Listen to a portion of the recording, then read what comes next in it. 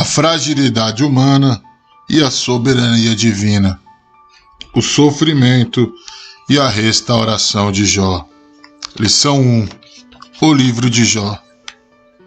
Texto áureo. Eis que temos por bem-aventurados os que sofreram.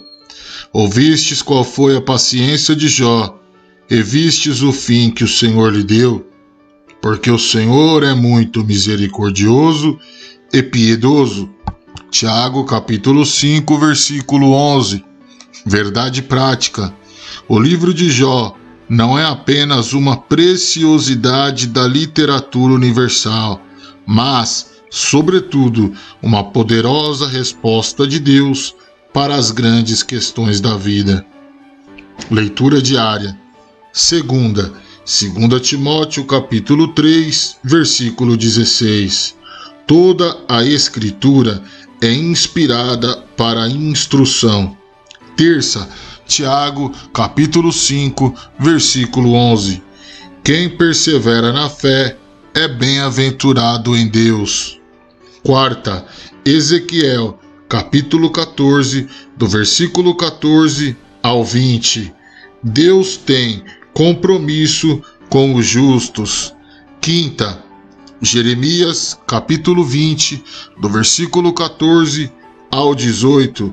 Deus não tem compromisso com os injustos. Sexta, Salmo de número 8, verso de número 4. Deus contempla o ser humano, embora este seja finito e frágil. Sábado, Isaías, capítulo 59, versículo 4. A realidade da injustiça e da iniquidade na terra. Introdução. Neste trimestre, estudaremos o livro de Jó, uma das obras mais fascinantes da Bíblia. Não há em toda a literatura bíblica outra obra semelhante. Diferente na sua estrutura, no estilo e, sobretudo, no conteúdo, o livro de Jó demonstra a grandeza de Deus diante da finitude humana. É, portanto, uma obra que alimenta a nossa esperança quando tudo mais parece ter perdido o sentido. Tópico 1. Autoria, local e data do livro de Jó. Subtópico 1. O autor de Jó. Quem escreveu o livro de Jó é motivo de longos debates. As opiniões passam por Moisés, Eliú, Salomão, Ezequias, Isaías e até mesmo Esdras. Os que não acreditam no mover sobrenatural de Deus sobre os autores bíblicos fazem do livro uma colcha de retalhos. Afirmam ser ele a produção de vários autores e em diferentes épocas. Entretanto, o cristianismo histórico e conservador não tem o livro de Jó como uma ficção religiosa, mas como uma narrativa poética inspirada por Deus e redigida por um único autor. A própria Bíblia não apresenta indicações do autor do livro, mas o fato é que o autor conhecia a forma poética e nela expressou a maior parte do livro. Subtópico 2. A pessoa histórica de Jó. A Bíblia mesma atesta que Jó foi uma pessoa histórica. O profeta Ezequiel confirma que ele, de fato, foi uma pessoa real, correlacionando-o ao lado de Noé e Daniel. Ezequiel, capítulo 14, versículo 14. Tiago, por exemplo, atesta a realidade histórica do principal personagem do livro, bem como sua autenticidade textual, quando destaca a perseverança de Jó. Tiago, capítulo 5, versículo 11. Subtópico 3. A terra de Jó. Já no início do seu texto, o livro de Jó destaca que ele era da terra de Uz. Jó, capítulo 1, versículo 1. Como Jó, Uz era uma terra real. Os comentaristas situam Uz ao sul de Edom e ao oeste do deserto da Arábia, se estendendo a leste, indo até a Babilônia. Jeremias, capítulo 4, versículo 21. Jeremias, capítulo 25, versículo 20. Subtópico 4. A época de Jó. A maioria dos comentaristas situa os fatos narrados no livro de Jó dentro do período patriarcal. Abraão, Isaque e Jacó.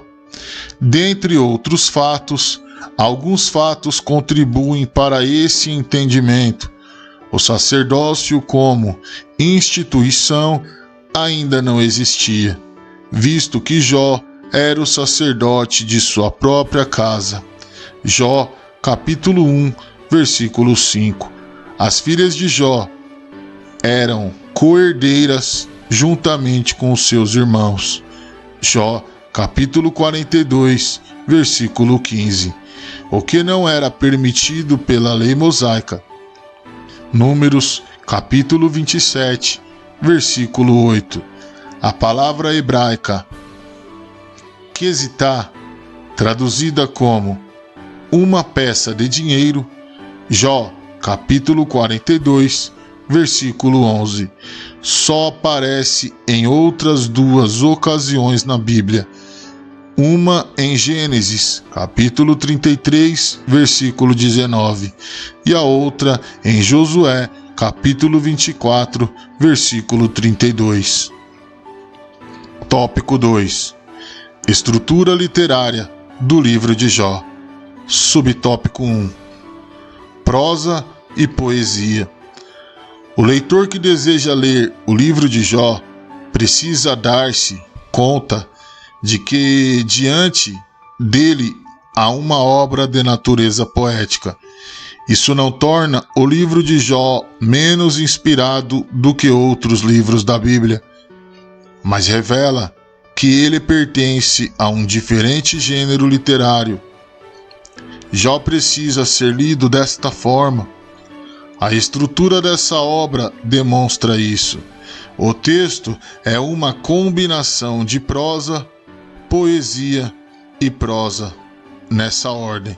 Ele está literariamente organizado assim: uma prosa nos primeiros capítulos, uma longa poesia no meio, mais uma prosa no último capítulo. Assim, o prólogo, Jó, capítulo 1, versículo 1, Jó, capítulo 2, versículo 13, e o epílogo, Jó, capítulo 42, do versículo 7 ao versículo 17. Então, em prosa, o texto intermediário em poesia, Jó, capítulo 3, versículo 1, Jó, capítulo 42, versículo 6. Subtópico 2. Organização. No texto em poesia, há a seguinte organização: um monólogo feito por Jó, 3 ciclos de diálogos entre Jó e seus amigos, Elifaz, Bildade e Zofá, 4 outros discursos de um quarto amigo jovem, Eliú, seguido pela revelação de Deus, onde ele manifesta o seu poder e graça, e finalmente a humilhação de Jó diante da revelação divina e sua restauração completa. Subtópico 3. Abundância de figuras, de linguagens. O livro é rico em metáforas. Esse recurso estilístico é usado pelo autor bíblico quando ele quer dar mais expressividade e maior vivacidade ao texto. O autor almeja que seu texto seja colorido ao invés de preto e branco. Jó por exemplo, usa a figura do vai e vem, do tecelão para demonstrar a brevidade da vida. Jó, capítulo 7, versículo 6. Vento, Jó, capítulo 7, versículo 7. Nuvem, Jó, capítulo 7, versículo 9. Sombra, Jó, capítulo 8, versículo 9. Jó, capítulo 14, versículo 2. Uma corrida, uma águia, uma flor. Jó, capítulo 9, versículo 25, versículo 26. Jó, capítulo 14, versículo 2. No livro também há o recurso estilístico de paralelismos, onde os elementos literários repetem-se na mesma ordem. Tópico 3. Natureza e mensagem do livro de Jó. Subtópico 1. Por que os justos sofrem? Algumas das questões mais importantes levantadas no livro de Jó são eminentemente de natureza teológica e também filosófica. A questão do sofrimento do inocente é a principal delas. Por que sofre o justo? Ou ainda, por que os ímpios prosperam enquanto o justo sofre? Ao longo dos anos, tantos teólogos quanto filósofos têm procurado dar explicações para esse dilema humano.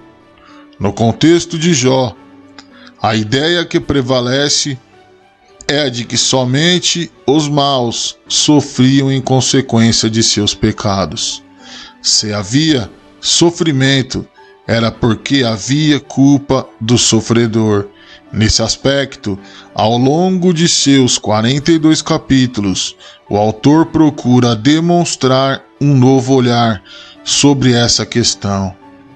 Subtópico 2. Existe bondade desinteressada? Para muitas pessoas, qualquer prática religiosa não passa de barganha. Essa era também a tese do diabo. Para ele, Jó só permanecia fiel a Deus porque recebia benefício em troca. Jó era um homem agraciado com muitos bens, com uma família formidável, cercado de muitos amigos, e gozava de boa saúde. Nessas condições, como disse Satanás, todos são devotos. Todavia, vindo o infortúnio, a tragédia e a calamidade, será que esse fervor religioso permaneceria? Satanás estava disposto a apostar que a espiritualidade de Jó não subsistiria a uma prova de fogo. O livro mostra como Jó se comportou nessa prova. Subtópico 3. Pode um homem compreender Deus? Os últimos capítulos de Jó mostram os impactos que a revelação divina tem sobre os homens.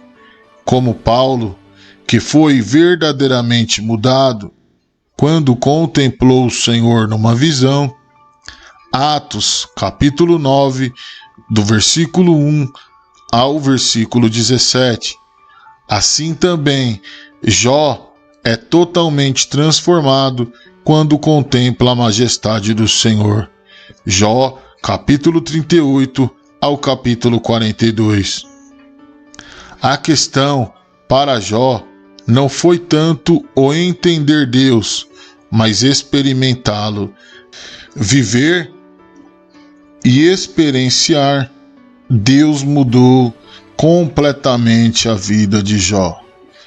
Eis uma grande lição deixada por esse precioso livro. Conclusão.